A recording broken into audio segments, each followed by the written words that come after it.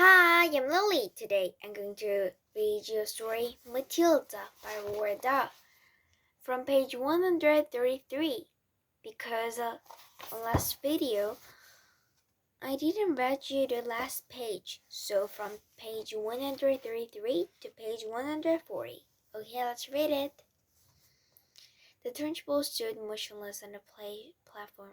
Her gray, horsey face had turned the color of molten lava, and her eyes were glaring with worry. She glared at Bruce Bogtrotter, who was sitting on his chair like some huge overstuffed scrub, repelled comatose, unable to move or to speak. A fine sweat was beading his forehead, but there was a grin of triumph on his face. Suddenly the Trunchbull lunged forward and grabbed a large empty china platter on which the cake had rested.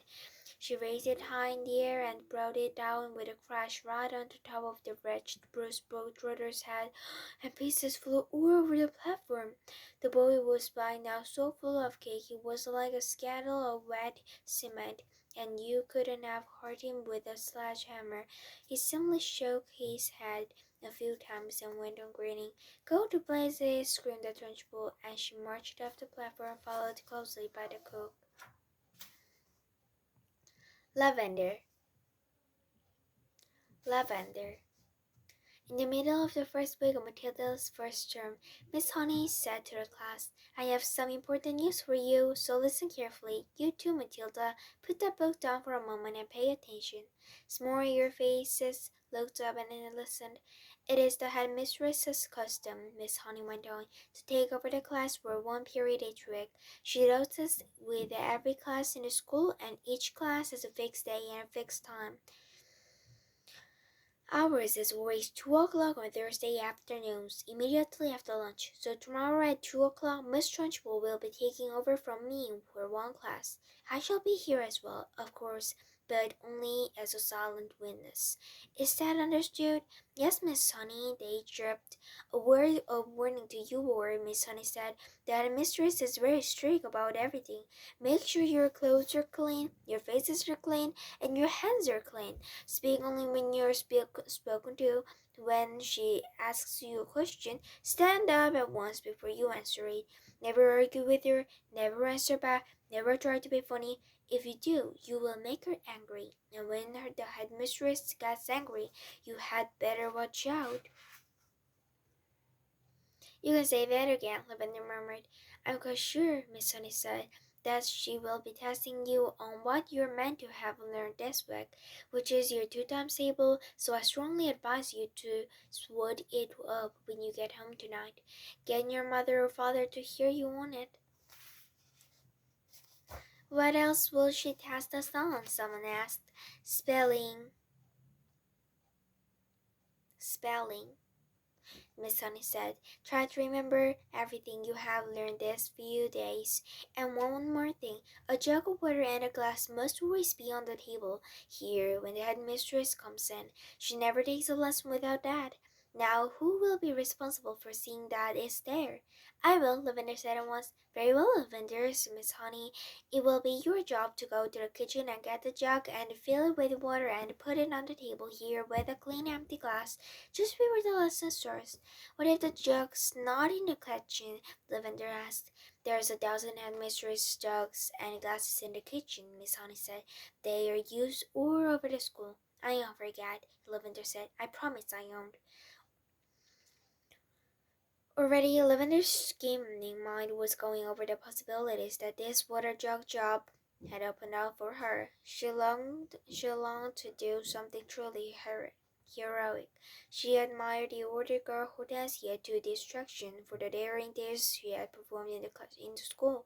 She also admired Matilda, who had sworn her to secrecy about the parrot job she had brought off at home, and also the great hair oil she turned to now become a heroine if she could come up with a brilliant plot. On the way home from school that afternoon, she began to mull over the various possibilities.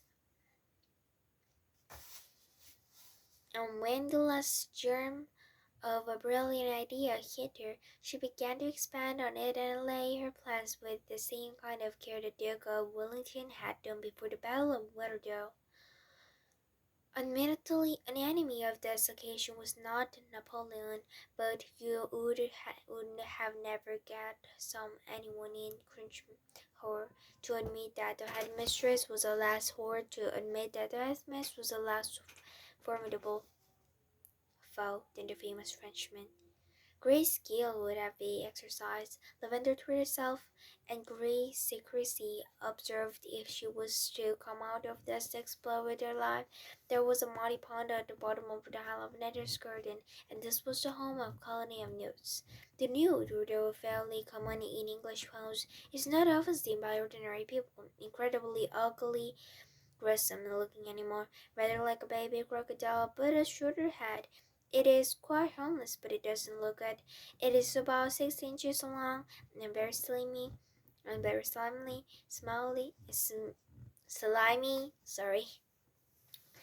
with a greenish-gray skin on top of an orange-colored belly underneath. It is in fact an amphibian, which can live in or out of water. That evening, Lavender went to the bottom of the garden determined to catch a newt. There was really moving animals and not easy to get hold of it. She lay in the bank for a long time, waiting patiently until she spotted a hooper. Then, using her, she had lined her pencil box and pond waiting, ready to receive the creature, but she discovered that it was not easy to get the newt out of the head and into the pencil box. It wiggled and squirmed like quicksilver, and apart from that, the box was only just long enough to take it. When she did get it in at last, she had to be very careful not to drop its tail in the lid. When she slid it closed, a boy next door called Rupert and was urged to told her that if you chopped off a newt's tail, the tail stayed alive and grew into another newt 10 times bigger than the first one.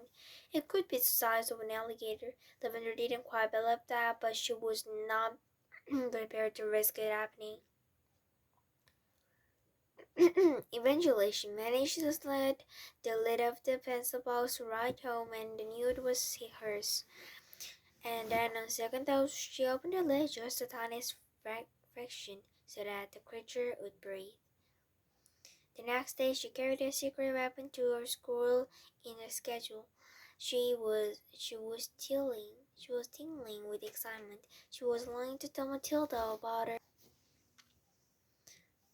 her plan of battle. In fact, she wanted to tell the whole class, but she finally decided to tell nobody. It was better that way, because then no one, even when put under the most severe torture, would be able to name her as the culprit.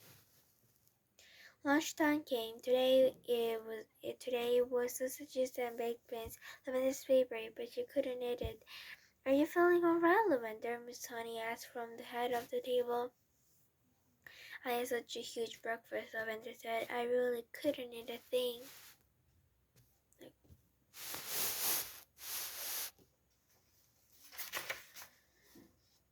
Immediately after lunch, she dashed off to the kitchen and found one of the Trunchbull's favorite jugs.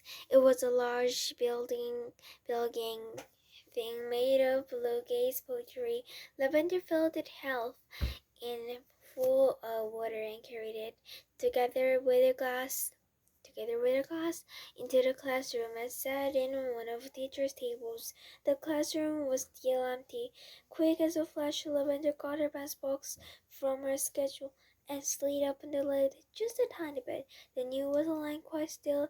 With great care, she held the box over the neck of the jaw and pulled the lid fully open and tipped the newt, and there was a plop. There was a plop.